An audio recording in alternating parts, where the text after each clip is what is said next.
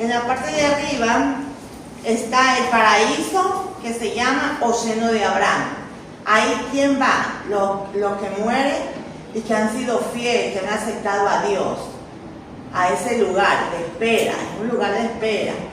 Entonces, tenemos dos lugares. En la parte media nos habla de cima, pero cima con S, porque hay dos cimas, cima con C, que significa colina, cima con C, y cima con S significa abismo. Entonces quiere decir que el Hades, por ejemplo, es un círculo, ¿no? Acá arriba está que yo le decía, ¿no? El paraíso o el seno de Abraham. En medio es la cima, ¿no? Y en la parte baja está el lugar de tormento. ¿Qué es el lugar de tormento? Es un lugar de prisión, de oscuridad. Ahí, ¿quiénes van a ese lugar? Van los que fueron infieles, los que no obedecieron a la palabra de Dios. Entonces el Hades es un lugar donde van los muertos, prácticamente, ¿sí me hago entender? Entonces a veces dicen, no, es en el paraíso, pero aquí, o dice, el Hades está, lo que uno dice, unos se fueron al Hades, pero también están en el cielo. No, no están en el cielo todavía. Y ahí les voy a leer un texto bíblico. Por ejemplo, aquí yo puse 3 ejemplos. Hay ejemplos de el rico y Lázaro, que ustedes sí lo saben, ¿verdad? Cuando él murió y el rico fue al seno de Abraham, ¿verdad? El pobre. Perdón, Lázaro fue al seno de Abraham y el rico fue al lugar de tormento, ¿verdad? Entonces yo eso es lo que he investigado. Si nosotros somos fieles, nosotros vamos a estar un día en el paraíso, porque cuando el Señor Jesucristo lo estaban crucificando, ahí habían 2 ladrones, ¿verdad? Y el uno se arrepintió y el otro no. Y el que se arrepintió le dijo, Señor, cuando estés en tu reino, acuérdate. Y Dios le dijo, hoy estarás en mi reino. ¿Vio? Entonces él, cuando el Señor muere, no es que va al mundo, dice al Hades, pero es al seno de Abraham. Y le voy a dar contexto bíblico para que usted vea. Esto está en Lucas 16, 22, 23. Lo voy a leer. ¿Sí puedo leer?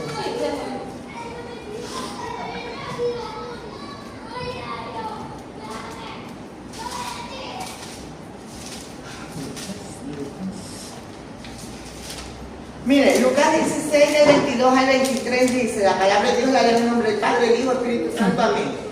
Aconteció que murió el mendigo y fue llevado por los ángeles al seno de Abraham. ¿Sí ve lo que le estoy explicando? Que no es el cielo, es el seno de Abraham. Lo estamos leyendo a través de la Biblia.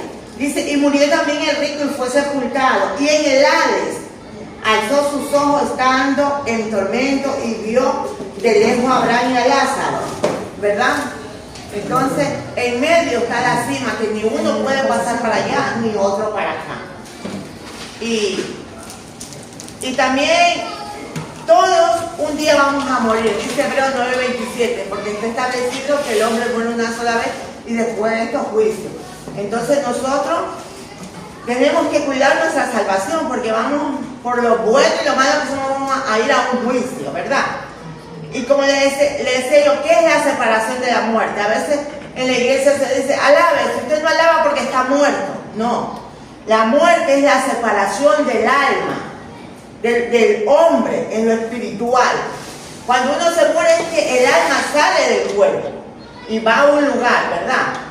Pero cuando el cuerpo, que es la materia, deja unos segundos de funcionar, vuelve al polvo. O sea, este pellejo, ¿verdad? Que usted ve que va al cementerio. Entonces la palabra dice que nosotros también debemos de volver al polvo, ¿verdad? Entonces dice, funciona volviendo al polvo. Eso es lo que Dios estableció. La muerte es la separación del alma y el cuerpo. Eso es muerte. Eso está en Santiago 2:26. Porque como el cuerpo sin el espíritu está muerto, así la fe sin obra también está muerta. ¿Ya? Entonces ya le hablaba de la muerte física y de la muerte espiritual.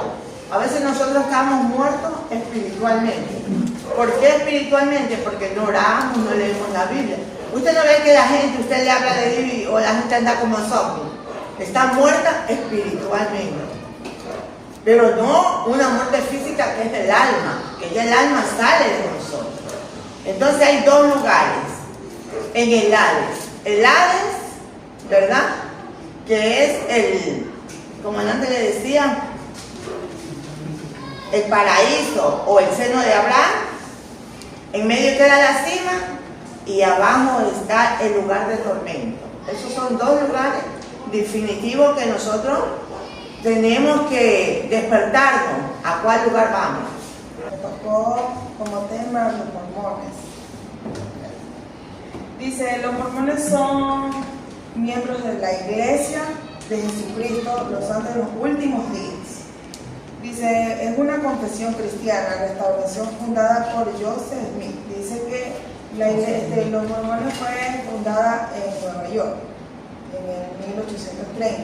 Desde ahí ellos fueron, desde ese lugar fue creado, fue iniciado hasta la actualidad. Dice una partecita que dice, se caracteriza su fuerte sentido de comunidad, obra misional activa. Esto a mí me llamó mucho la atención y yo sí recuerdo porque a veces los mormones van a nuestros hogares a tocar las puertas, ¿verdad? Entonces parece mentira, pero de lo que ellos hablan y de lo que uno sabe, a veces uno se pone a pensar y dice, no, tal vez está equivocado, o también tiene la razón, pero aquí estamos viendo que como ellos también prácticamente se dice que fueron creados en la iglesia cristiana porque dice que aquí habla también de Jesucristo. Entonces, tal vez ellos tengan un poquito de falencia en lo que es el verdadero Dios, nuestro verdadero Señor Jesucristo.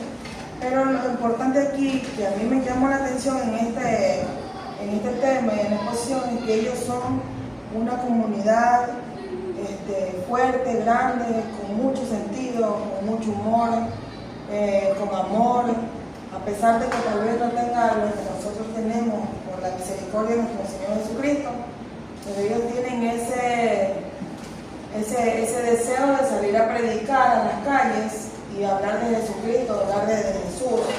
Y ellos siempre pasan unidos, van, tocan puertas para hablar de esto. Y lo bonito de ellos no es que digo que es la gran cosa, porque nosotros somos hijos verdaderos de Dios, ¿verdad? Es que son personas bien unidas, son unidas en su totalidad, que en realidad saco a un lado lo que dicen, no, es que ellos a veces buscan a las personas y le dan dinero para que ellos ingresen a su no sé cómo le puedo explicar allá, a su grupo o a donde ellos siempre están así. Pero en realidad ellos quieren que conozcan, sí, ellos dan y ellos ofrecen, pero para traerlos, pero es para que conozcan que sí hay alguien que existe, o sea, darles a conocer. Entonces, eso es una parte muy importante que nosotros los cristianos debemos de tomar en ellos como ejemplo de siempre ser unidos, llevar siempre la palabra de Dios, salir como lo hacen ellos, tocar puertas, hablar de la palabra de Dios y también hacer lo mismo, expandernos cada día más. Y si es necesario de que tengamos que unirnos como lo hace ellos, también debemos hacerlo, tocar puertas, hablar de Cristo, que tenemos un Dios verdadero y también hacer una comunidad grande como lo hacen ellos, ¿verdad? O sea, un buen ejemplo de parte de ellos que nosotros podemos recibir. Porque dice que nosotros los cristianos debemos de recibir lo bueno, ¿verdad? Entonces, eso tenemos que recibir para ponerlo en práctica. Eso es lo que entendemos. Sé que hay muchas otras cosas que estaba viendo, pero ya no pude hacerlas más, pero yo sé que con esto he aprendido. Gracias, Sandra. Y nomás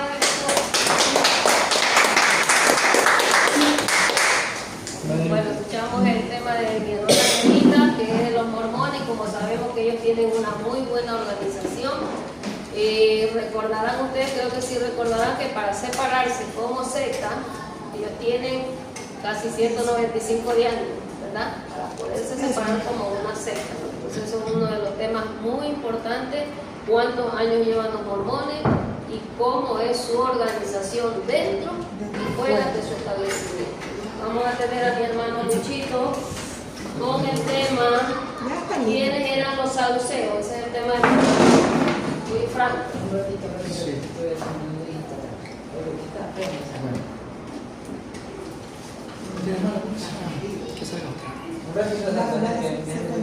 Esa le otra para que esté ahí, hermano. Bueno, Para que Lupe. Va a trabajar acá. Para que Lupe. volví. Vamos a tener a mi Volví hermana con furia. Lupita, entonces. Mi hermana Mire que me Lupita está pegando ese niño. Jesús solo o pentecostal. Jesús Venga, solo. Lupita. Open the door. Lupita también viene preparada.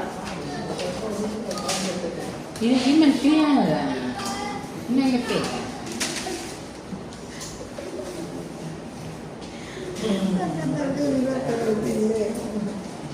Ahí va. ¿Le ayudamos? Te ayudamos. Ahí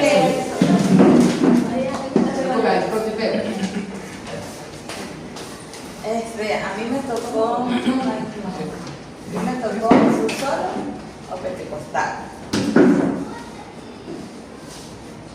Ya, dice que en identidad, movimiento dentro de los pentecostalismo, también conocido como unicistas, en las creencias fundamentales, niegan la doctrina de la Trinidad y afirman que Dios se revela únicamente como Jesucristo, que es el único que puede realizar bautismo solo en el nombre de Jesús.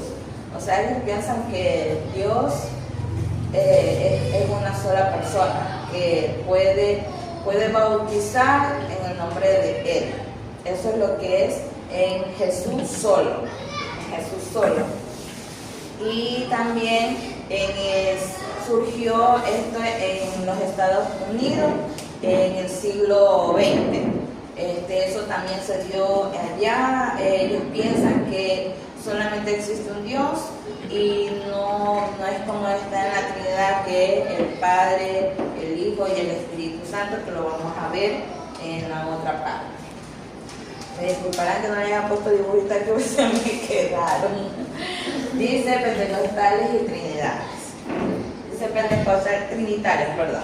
Creer en Dios como única divinidad presente en tres personas, como le dije, que es el Hijo, el Padre, y el Padre, Hijo y Espíritu Santo. El bautismo se realiza bajo la fórmula trinitaria, valoran la importancia del Espíritu Santo y reconocen los dones espirituales. Aquí podemos ver que para que esto quede sentado, Dios mandó a su Hijo, ¿verdad? Y nuestro amado Jesús tenía que ser bautizado para dejar ejemplo que existen tres, o sea, si no me equivoco, tres trinidades, que es como les expliqué, el Padre, el Hijo y el Espíritu Santo.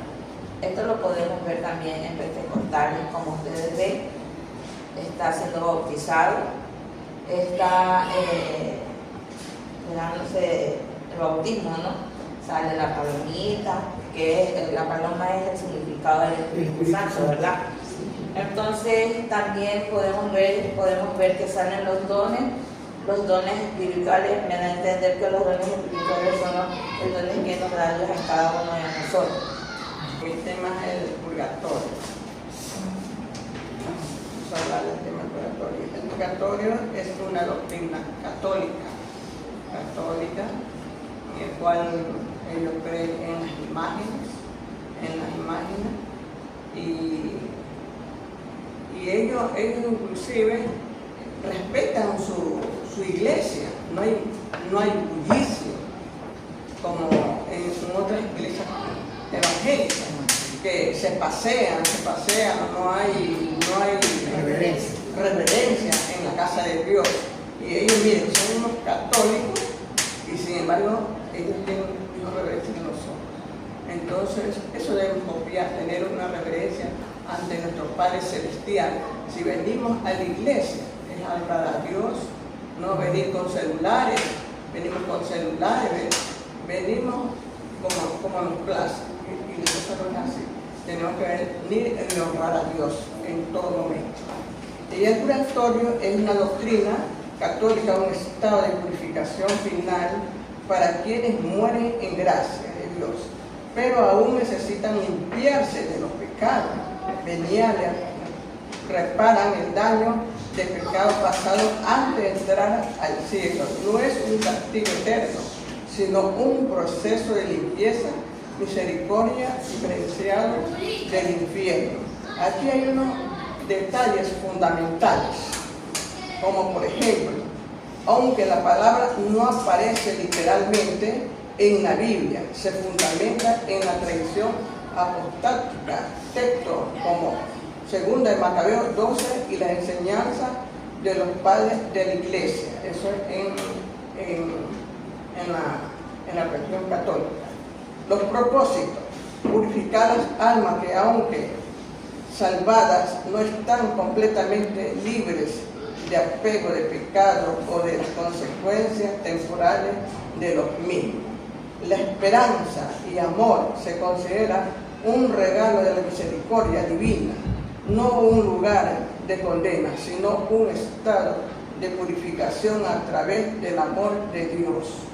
Oración por los difuntos.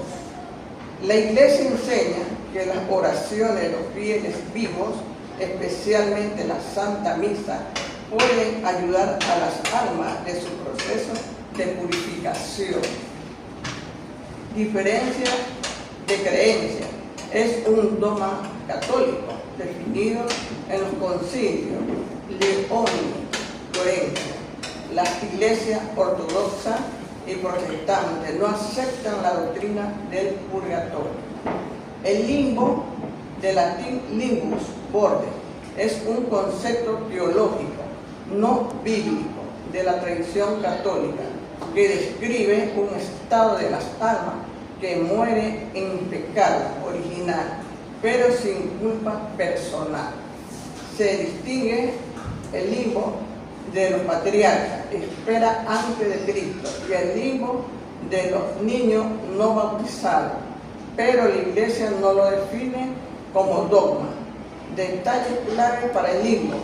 ¿Qué dice la Biblia? La Biblia no menciona explícitamente el término limbo. No, en la Biblia sí, no se encuentra. El origen de conceptos fue desarrollado por teólogos medievales para explicar el destino de los niños. Limbo patum, limbo de los padres, limbo de los niños. Y postura actual: la Iglesia Católica ya no existe en la teoría del limbo de los niños, inclinándose hacia la esperanza de la misericordia divina para ellos. A mí me tocó lo que son, investigar quiénes son los saduceos. Bueno, los saduceos dicen que era un grupo religioso en los tiempos, en el siglo II a.C.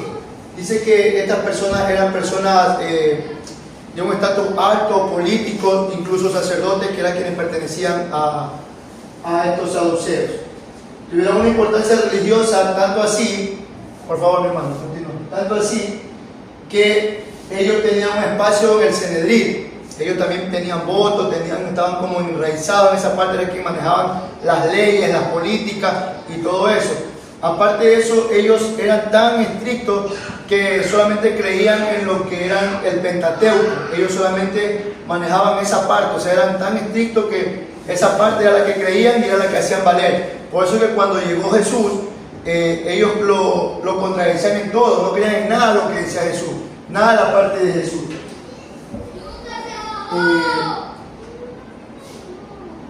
Vamos a decir una parte también de los saduceos. Los saduceos provienen de Sadoc, ¿no? Para más o menos tener como que un origen y conocer esa parte, porque a mí me llamó mucho la atención, y pues aportando en la investigación espero que también les ayude a ustedes. Los saduceos provienen del sumo sacerdote Sadoc, que era de los tiempos de Israel, que viene del linaje de Aarón, y fue puesto por el rey David. Cuando el hijo de David se fue contra él para tratar de robar el reino, él se mantuvo y se quedó a cargo de la custodia del arca y de todo. Entonces de ahí viene Sadoc, y por eso que los saduceos se atribuyen esa parte, o dicen ellos que son un linaje que vienen directamente de Sadoc, y por eso es que ellos en el tiempo ya que vino Jesús pues solamente creían en la ley antigua, en esa parte. Entonces continuamos, las creencias principales, como yo les mencionaba antes, ellos solamente creen en el Pentateuco, nada de lo que tiene que ver con Jesús, nada de lo que tiene que ver con la resurrección, nada de lo que tiene que ver con cosas de ángeles espirituales, como Jesús nos vino a enseñar. Ellos son totalmente muy estrictos en esa parte. Tampoco aceptaban la idea de la predestinación. Esto aquí, esta palabra más o menos la estaba investigando, buscándola porque también la desconocía, y más o menos hablaba sobre que era del libre albedrío, pero ese libre albedrío nosotros podemos decir como que el bien y el mal, pero Dios es quien decide salvarnos por misericordia. O sea, ellos no creen que las personas pueden ser salvadas, sino que prácticamente como que ya un juicio total, o sea, como que son muy estrictos, muy rígidos, y como que Dios no nos puede perdonar, como que Dios no nos puede dar, o sea, no puede haber traído a Jesús para que nos perdone. O sea, no creen nada de eso, no creen que fuimos redimidos, en pocas palabras. O sea, más o menos es lo que entendí. Diferencia, aquí también encontré una parte muy importante, que la diferencia de fariseos y saduceos, pues hay una pequeña diferencia, que los saduceos no creían en la resurrección y los fariseos sí. Los saduceos estaban más ligados en el poder y en el templo. Los fariseos tenían mayor influencia en el pueblo. Como les indicaba al principio, los saduceos eran como que una parte política en sí, decir, como que manejaban todo global, las leyes, todas las partes. O sea, ellos querían tener el poder, ¿no? Querían tener el poder total, y por eso es que había esa diferencia. Y lo que son los fariseos, pues, vienen a ser como la plebe, como la gente humilde, que igual ellos, en su quizás equivocación, como lo que pude leer, pero igual ellos sí creían en parte, los fariseos creían en parte. Ambos grupos eran importantes, pero pensaban de forma diferente. Y como la relación con Jesús, como le mencionaba, los saduceos, se enfrentaron varias veces a Jesús. Como le hemos leído en la parte de la Biblia, la historia de nuestro Señor Jesucristo, cuando vino, pues le hacían siempre preguntas capciosas para hacerlo caer, como que de quién es esta plata, de quién es este dinero, pues, y ahí Jesús, nuestro Señor Jesús, siempre decía, lo que es de Dios, que sea de Dios, y lo que es del César, que sea del César, y varias parábolas así que siempre los saduceos venían y confrontaban a nuestro Señor Jesucristo. No estaban de acuerdo con las enseñanzas sobre la resurrección y la vida eterna, como lo mencionábamos anteriormente. Ellos no creían en nada, no creían en los profetas que venían y decían que íbamos a tener un Salvador y que iba a resucitar. Ellos no creían en nada de eso, ellos solamente en su ley. Intentaban poner la prueba siempre con las preguntas, como les decía, y siempre representaban oposición al mensaje de Jesús. Siempre era lo opuesto. Decimos en el mundo, decimos aquí en la tierra, hay una frase siempre que yo la llevo: los contrarios. Siempre eran contrarios. Lo que el Señor, nuestro Señor Jesucristo, nos venía a enseñar, ellos siempre decían lo contrario, no era así. Pero bueno, en conclusión, para no alargar más la exposición, pienso que está un poco clara. Ellos, los saduceos, forman parte de la historia en sí, en realidad, porque como pueden ver, viene desde el segundo siglo antes de Cristo, y pues son, a pesar que no querramos a la final, pues son importantes porque en la formación Dios hace así, todo pone su tiempo y por algo Dios los puso ahí. Bueno, me tocó acerca del bautismo. Y sabemos nosotros como cristianos evangélicos que hay dos clases de bautismo. El uno es el bautismo en agua, que es para el arrepentimiento, y el otro es el bautismo del Espíritu Santo, que es otro, pero quiero hablar acerca del bautismo en agua. Amén. Nosotros como cristianos evangélicos estamos muy claros acerca del bautismo, que es acerca del arrepentimiento, pero notemos lo siguiente también, investigando acerca de los católicos, que también ellos bautizan también a las criaturas. Y analizando este punto, recordemos que para que una persona sea bautizada, tiene que ser adoctrinada, tiene que ser enseñada. y tiene que saber el por qué va a las aguas. Y recordemos que cuando la persona va a las aguas es porque realmente ha tenido un encuentro con Jesús. Amén. Y que esa persona le está dando ya la espalda al mundo y le está diciendo a Cristo, te acepto.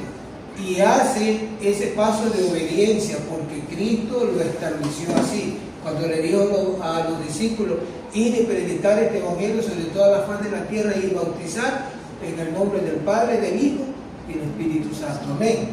Ahora, ¿qué sucede con la gente católica? Que está muy confundida hasta el día de hoy, porque ellos todavía siguen haciendo esos engaños. Bautizan a los niños, y un niño no tiene uso de razón.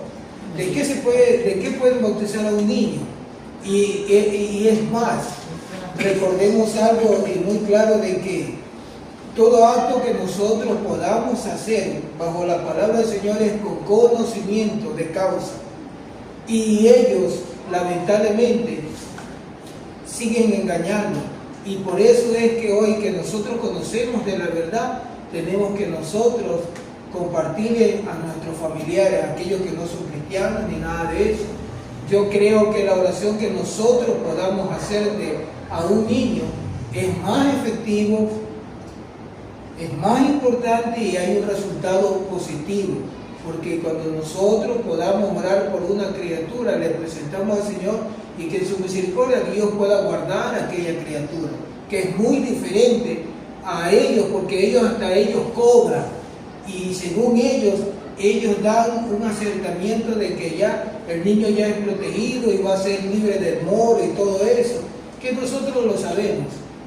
Eso es mi investigación, amén.